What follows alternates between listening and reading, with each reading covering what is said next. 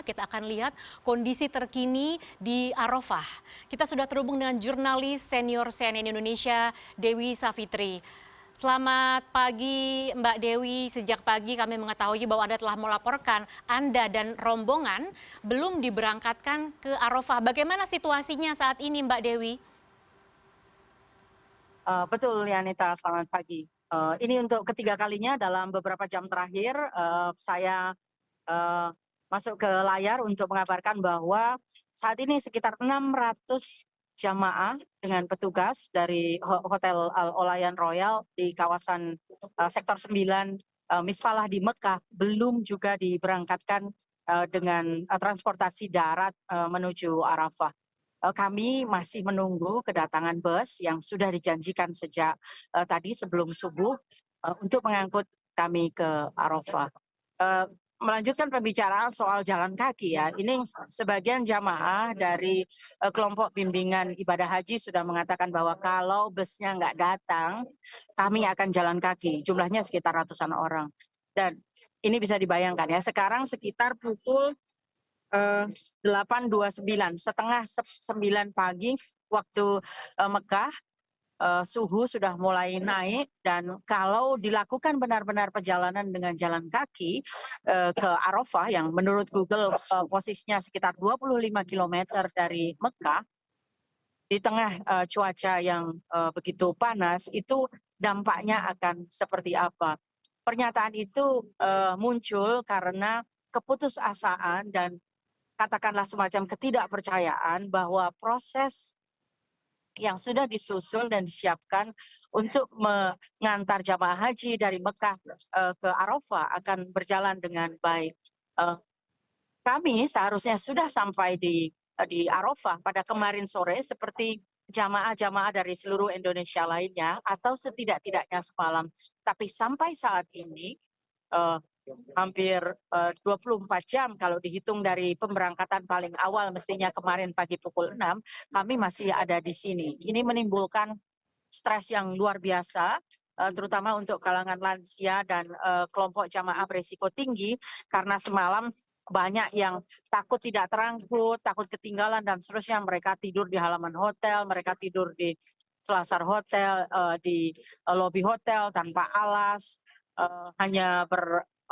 hanya berselimutkan baju di badan saja gitu ya. Kemudian juga ada masalah dengan pasokan makanan karena seharusnya kami sudah tiba di Arafah sehingga makanan, ransum dan seterusnya itu langsung dipasok di sana. Karena kami masih ada di sini, terlantar di sini, maka jamaah tidak mendapat jatah makan dan ini satu isu lain lagi yang juga cukup mengkhawatirkan. Hal lain juga, Lianita, yang jadi concern para jamaah adalah ketika kami ada di sini bermasalah dengan pengangkutan ke Arafah, bagaimana berikutnya dengan pengangkutan ke Musdalifah dan Mina? Karena rangkaian ibadah haji adalah Arafah, Musdalifah, dan Mina.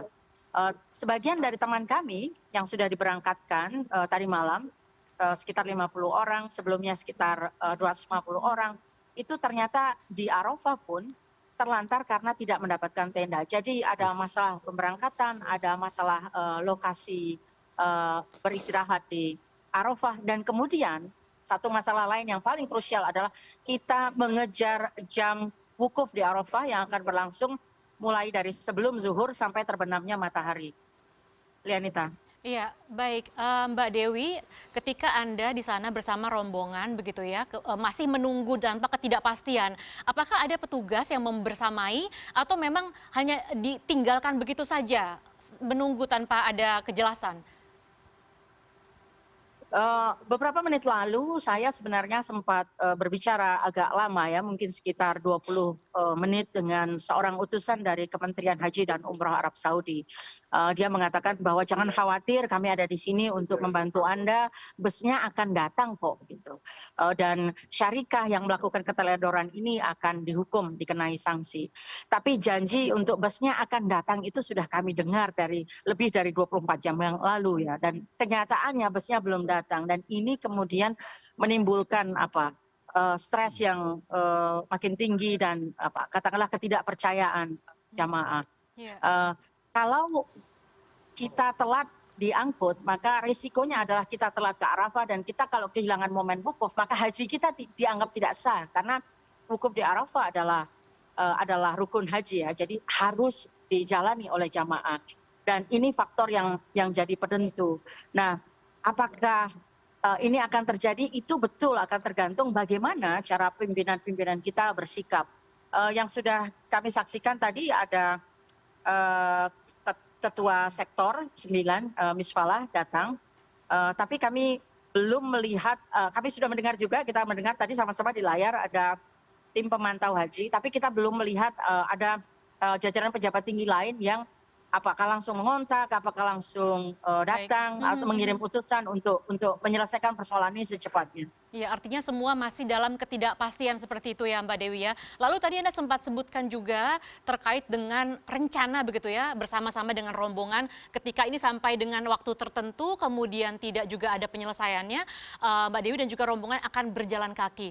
Ketika nanti ini keputusannya diambil, apakah memang benar-benar rombongan sudah siap, dalam artian sudah tahukah nanti akan lewat mana, kemudian ketika ada pemeriksaan akan seperti apa, atau adakah nanti yang akan menjadi ketua rombongannya begitu untuk berjalan kaki, Mbak Dewi? Ya, jadi yang sekarang tersisa ini sekitar 600 orang, itu terdiri dari beberapa kelompok kecil ya, mulai dari ratusan sampai puluhan orang. Kelompok-kelompok ini terdiri dari jamaah-jamaah yang dikelola oleh kelompok bimbingan ibadah haji KBIH ya.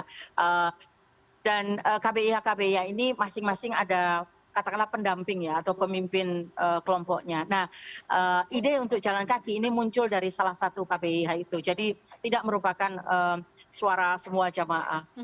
Dari pimpinan kloter sudah mengatakan bahwa Pak tolong jangan mengambil langkah itu karena ini tentu saja sangat berisiko ya dan berbahaya. Ya. Kita tidak tahu apa yang bisa terjadi di bawah suhu yang sangat tinggi. Pertanyaan tadi tentang bagaimana nanti resikonya, sudah tahu belum ada ini, ada itu dan seterusnya. Itu yang justru poinnya di situ bahwa kita tidak benar-benar tahu apa yang akan terjadi di jalan, bahkan jalur mana yang bisa paling singkat, dan kemudian kalau ada apa-apa bagaimana, siapa yang harus dikontak. Kalau jatuh korban, ya jangan sampai ya, tapi kalau misalnya jatuh korban, apa yang harus dilakukan, pertolongannya bagaimana dan seterusnya. Itu yang mitigasi semacam itu yang kita belum tahu dan kita belum dengar, dan bagaimana nanti tindakan pertolongannya itu. Dan karena itu kemudian pimpinan mengatakan bahwa jangan diambil tindakan ini. Tapi di sisi lain juga busnya tidak kunjung datang gitu ya. Jadi situasinya pelik sekali ini saat ini untuk jamaah. Baik, Mbak Dewi, kami dan juga semua menyadari bahwa Anda dan juga rombongan menunggu dengan waktu yang cukup lama, bukan hanya untuk hari ini begitu ya, untuk menabung, kemudian menunggu antrian haji, menunggu untuk mengumpulkan dana berangkat haji. Kemudian sampai di Mekah pun Anda dari termasuk kloter awal yang sudah berangkat sejak awal Mei begitu. Kemudian pada saat tiba di hari hanya justru terjadi seperti ini. Bagaimana Anda dan rombongan menata emosi begitu, dan juga apakah ada orang yang menangani ini, Mbak Dewi? Iya, ini pertanyaan yang sangat penting ya, dan kemudian buat sebagian orang sangat emosional ya. Kalau sabda Nabi itu kan al-hajj Arafah ya, haji itu ya Arafah gitu. Jadi jamaah haji saya kira apakah itu jamaah Indonesia atau luar Indonesia, semua sudah mempersiapkan diri untuk Arafah.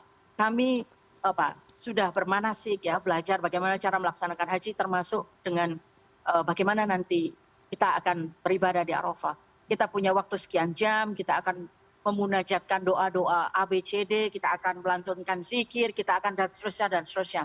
Bahkan saya tahu ada beberapa orang seperti saya ya sudah punya daftar doa gitu ya, yang panjang sekali untuk keluarga, untuk anak, untuk siapapun gitu ya, yang ditulis untuk dibacakan di hari Arafah. Nah sekarang semua rencana itu terancam, bukan cuma hal-hal yang katakanlah detail seperti itu ya, bahkan keabsahan hajinya pun terancam.